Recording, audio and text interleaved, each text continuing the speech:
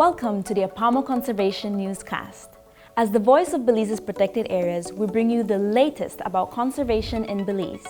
I am your host, Lucille Pulido.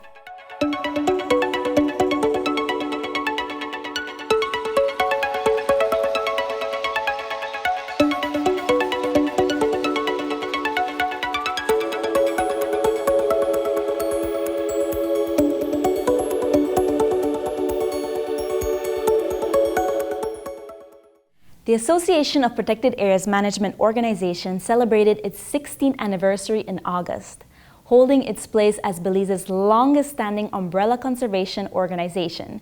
Here is the APAMO Executive Director on our success through the years. Early efforts to establish APAMO started way back in 2003 when some non-government organizations like Belize Audubon Society, some grassroots organizations, community-based organizations, and along with some partners like PAC and UNDP, recognized that coming together to collaborate, to coordinate efforts would have been much more effective to address some of the common challenges being faced by our protected areas managers at the time.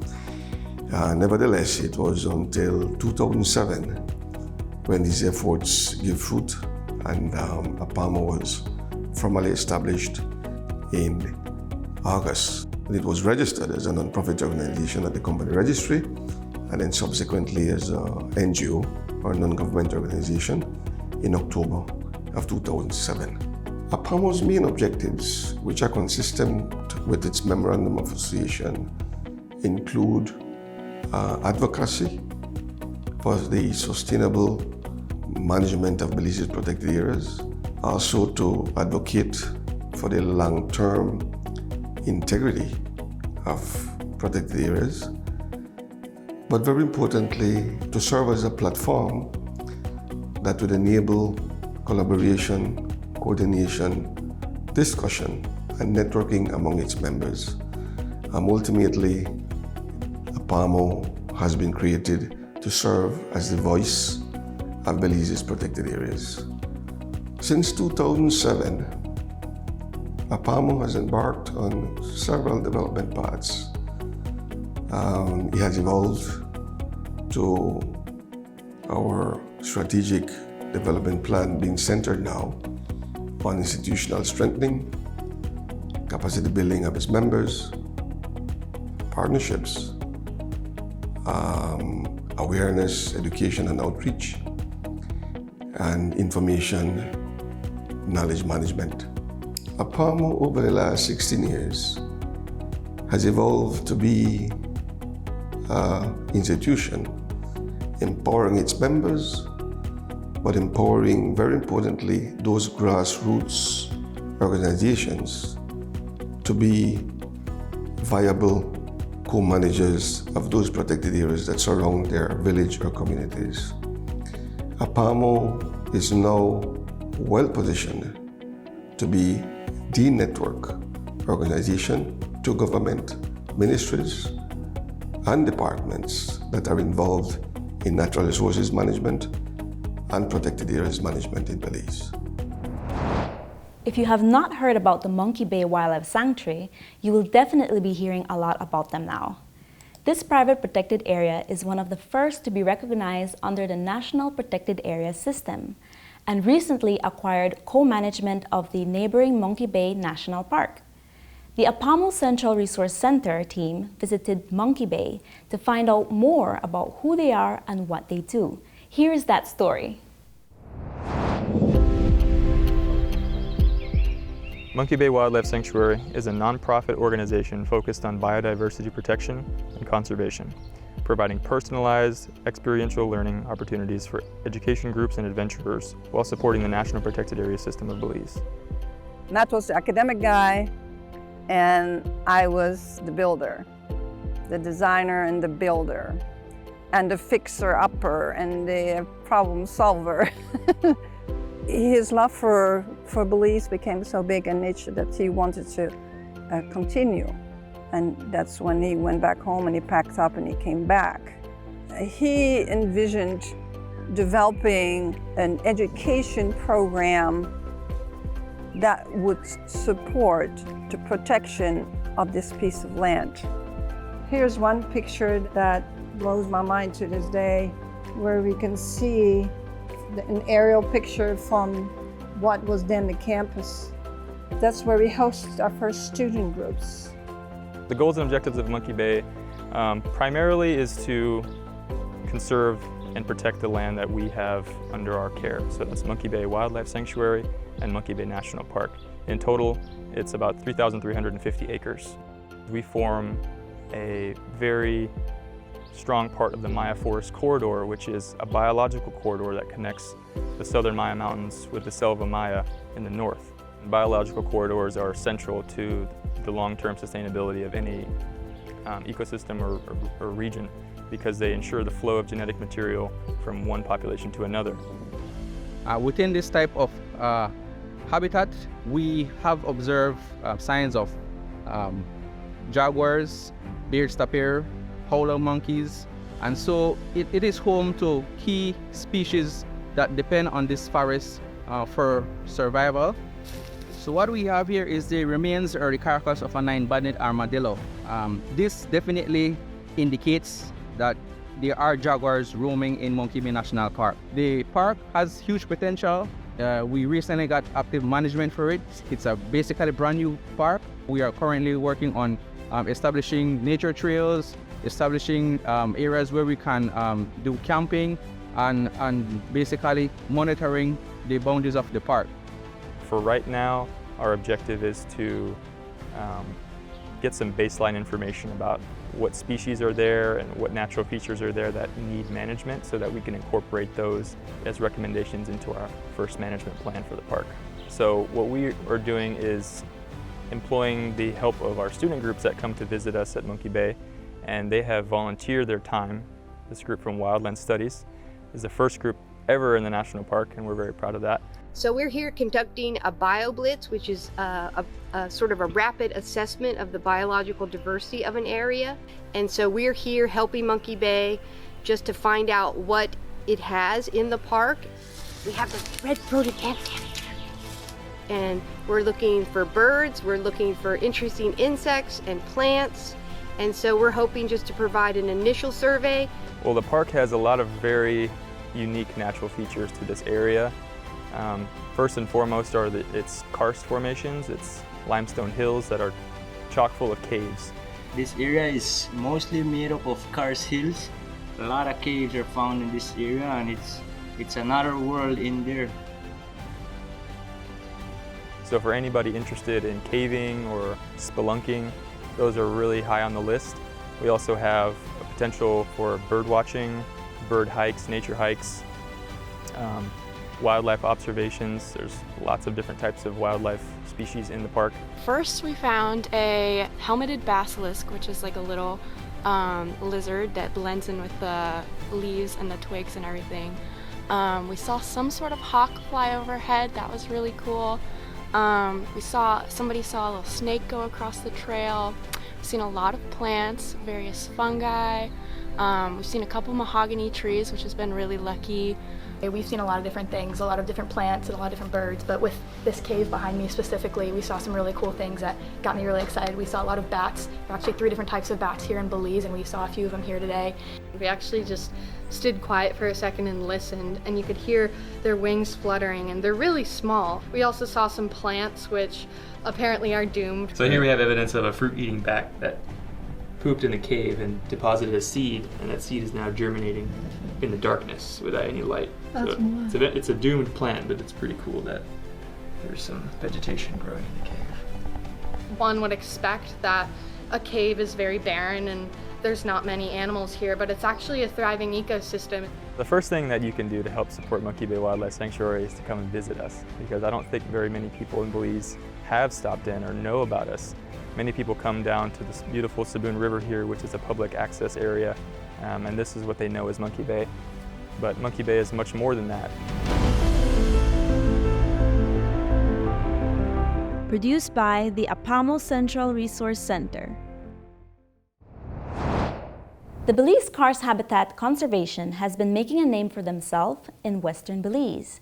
Having recently taken up co-management of the Tapir Mountain Nature Reserve, their work has garnered attention and support from buffering communities and conservationists alike. But just who are they? What do they do? And what does managing a reserve involve? The APAMO Central Resource Center set out to find these answers and more.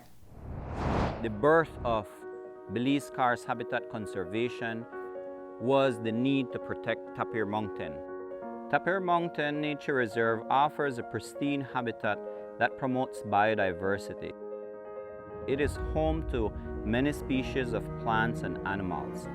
It also plays a critical role in watershed management. This clean water eventually will be beneficial to community members in the areas of Black Manatee, Tea Kettle, Barton Creek.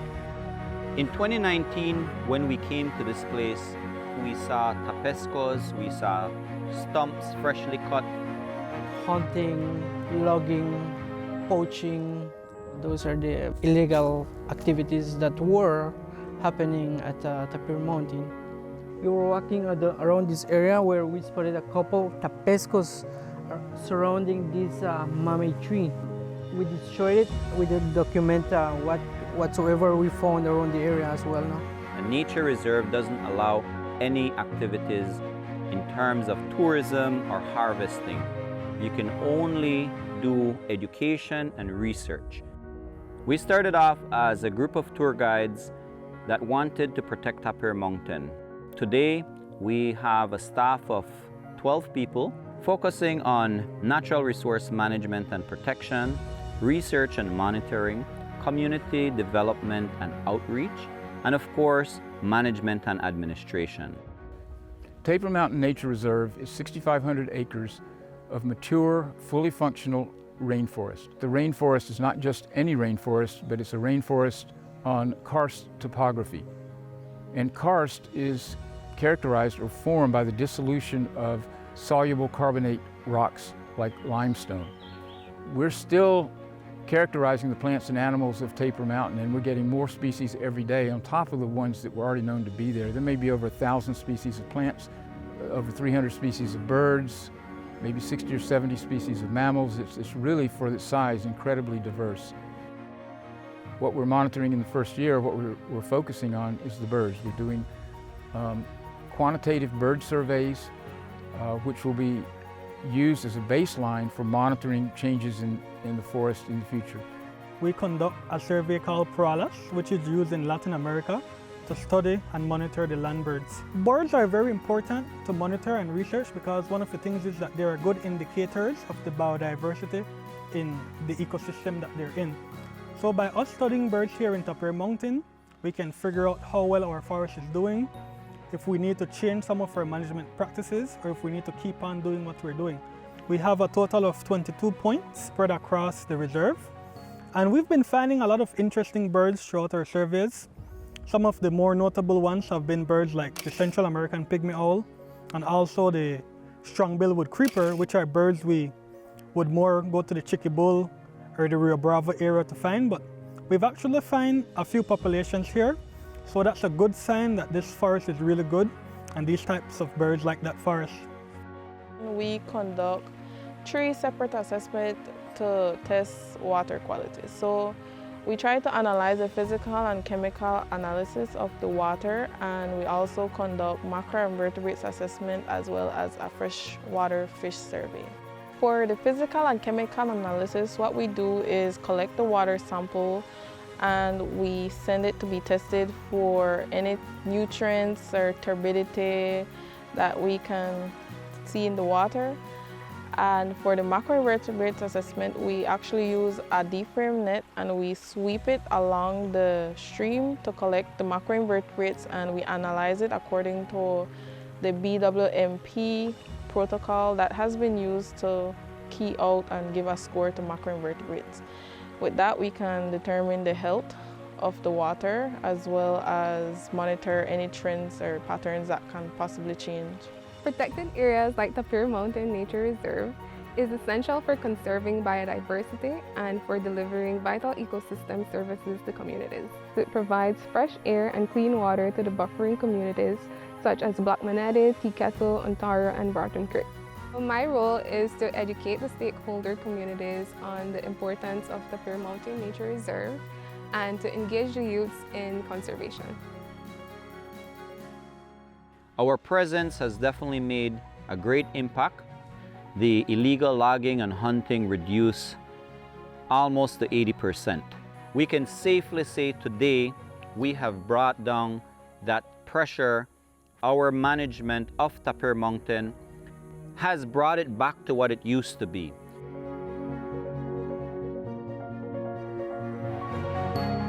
Produced by the APAMO Central Resource Center. Forging a healthy relationship with fisherfolk is crucial to marine conservation. The Belize Audubon Society, a co-manager of the Half Moon Cay and Blue Hole Natural Monuments, has devised a novel strategy to engage local fishers. On the opening of the lobster season, the Belize Audubon Society took to the seas to employ a friendly approach. The Audubon team interacted with over 100 fishers, addressing some concerns, offering treats, and emphasizing the fishing regulations.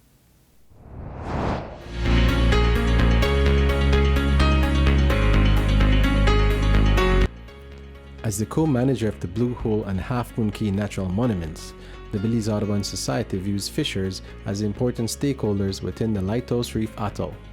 According to Lucita Ayuso, Audubon's community liaison officer, initially, the organization would visit villages such as Sartaneja, Chinooks, and Copperbank, but the fishers were rarely at home. This resulted in the organizations developing boat-to-boat interactions with fishers. We do this every year, the boat-to-boat, where we come to you during the opening and for the conchs and lobster. This time is for the lobster, no? We wish you the best for this lobster season. How was the lobster season last year?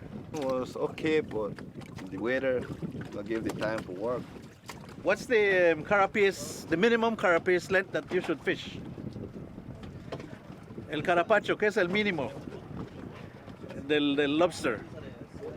¿Qué es el tamaño mínimo que debe de tener? 3 inches, I think. 3 inches, very good. Good man, you know your stuff. What about the tail weight, el peso de la cola? Four. The idea of the boat-to-boat came back in 2012 when we had a Jeff-funded project. Prior to the inception of the boat-to-boat strategy, we had community meetings, but we never got our direct stakeholders engaged in those meetings. Who we got are the wives and the children of the direct stakeholders with whom we want to meet, who are the fishermen. So the idea came between the community liaison manager and the then protected areas manager of meeting the fisher folks in their turf where they fish.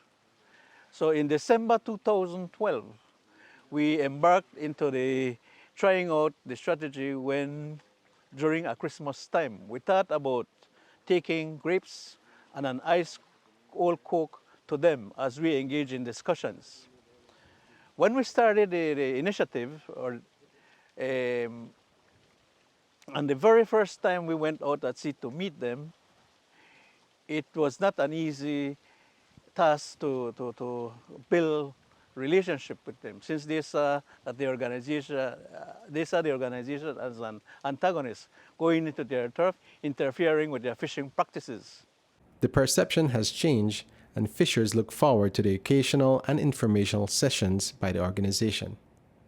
The reason because I chose Half Moon Cay is because right here we got the lobster more bigger than turnip, and it's more, how I could tell you, more easy to come and have a nice diving because nobody molests us like in turnip. Well, up to now, Belize Audubon is working good with the fishermen because every opening they come with the boats and the skiff and they ask how is going the open season and what you need, and if you need more rangers to circle the area. The part that I love it is because they bring some chips and some soft drink. Strategy engages fisher folks one-on-one in their fishing vessels. Through this strategy, fisher folks are given the opportunity to voice their opinions, suggestions with regard to sustainable fishing practices at Blue Hole Natural Monument and Lighthouse Reef Atoll. The strategy is also used to promote the Belize Audubon Society's conservation work.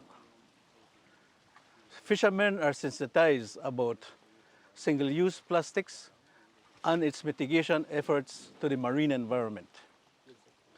Fisher folks are also sensitized about stony coral tissue loss disease and its mitigation efforts. Through this strategy, fisher folks also learn about the importance of grazers to the marine environment. The strategy becomes more innovative when fisher folks provide intelligence for a more strategic surveillance and enforcement exercise at the atoll. And as a pioneer, other NGOs, conservation organizations have adopted it, right? Since then, other organizations get interested in trying out the strategy. We have even mentored other NGOs, and they willingly are using the tool, the innovative strategy till today. And I know that other NGOs are using it also. The Belize Audubon Society and its team successfully encountered 103 fishers during the 2023 opening of lobster season.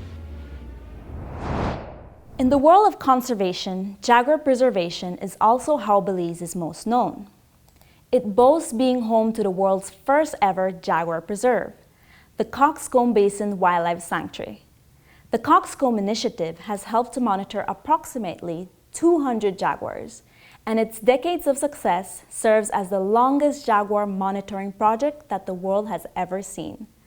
To honor the late Dr. Alan Rabinowitz, a key figure in its establishment, the Belize Audubon Society and its partners dedicated a new research center that will focus on biodiversity assessment, habitat restoration, and initiatives that improve company livelihoods, while enhancing coexistence between local communities and wildlife. Here is the inauguration of the Alan Rabinowitz Research Center.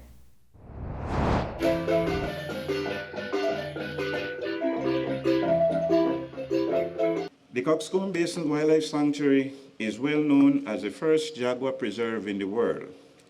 Considered a haven for the endangered jaguar, the reserve spans 128,000 acres or 200 square miles of tropical forest, making it one of the largest protected areas in Belize.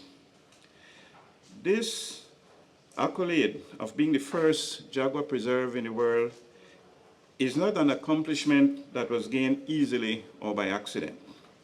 It is a result of years of investment of time and energy by a number of dedicated individuals and organizations who lobbied the government of Belize to protect the area. The scientific investigation in Belize, led by Alan Rabinowitz, revealed that the Coxcomb Basin was a particularly important habitat for the jaguar, not only in Belize, but for the entire Central American region.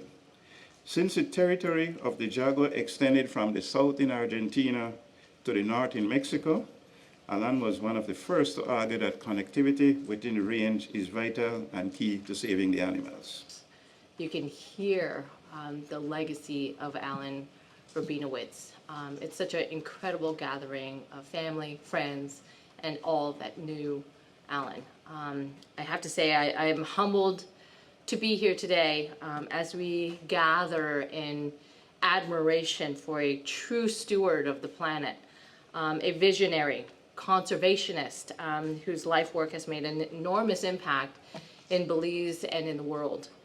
As we inaugurate this incredible research center dedicated to Alan's legacy, we celebrate not just the man who was affectionately called the Indiana Jones of wildlife, but also the enduring inspiration Alan imprinted upon so many.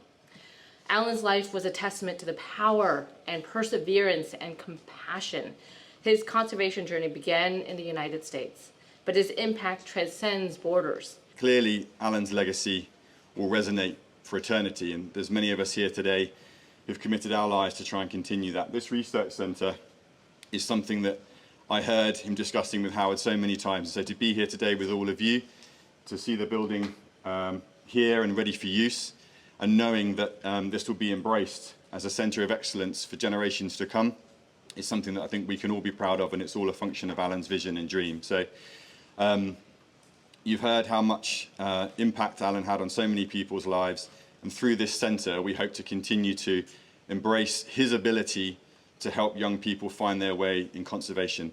The world is clearly changing and we're faced with incredible challenges, but it's people like Alan, his commitment and determination, and facilities such as this that allow people to find their place in the wildlife conservation agenda and to fulfill their dreams and to do everything they can to make this world a better place.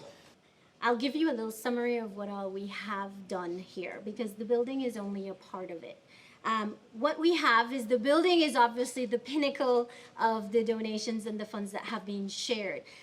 In total, we're talking close to $1 million Belize that has been expended between all of the contributing. We also had to leverage additional funds. So if you'll notice, it's not furnished. However, that is in the plans, and we have secured funding, and we are doubling our solar capacity, which is also going to happen by the end of this year. That was secured funds already. So that's why we nicely round up to $1 million, $500,000 US.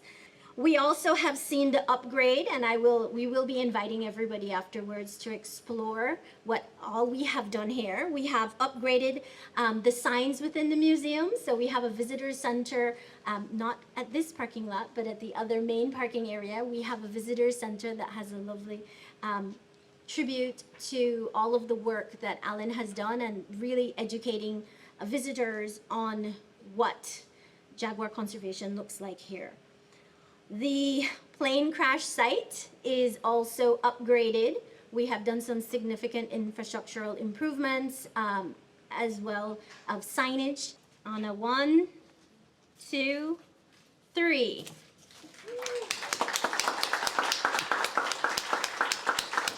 So we welcome everybody to the Dr. Alan Rabinowitz Research Center.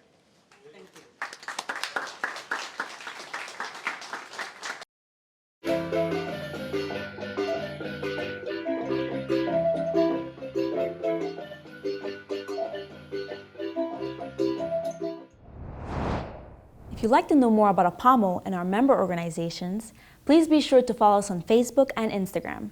You can also visit our website at apamobelize.org. Help us spread this message and keep your community informed and engaged in the national effort to protect our natural resources. Thank you all for watching this first installment of the APAMO Conservation News. Join us next time for more on Belize's protected areas.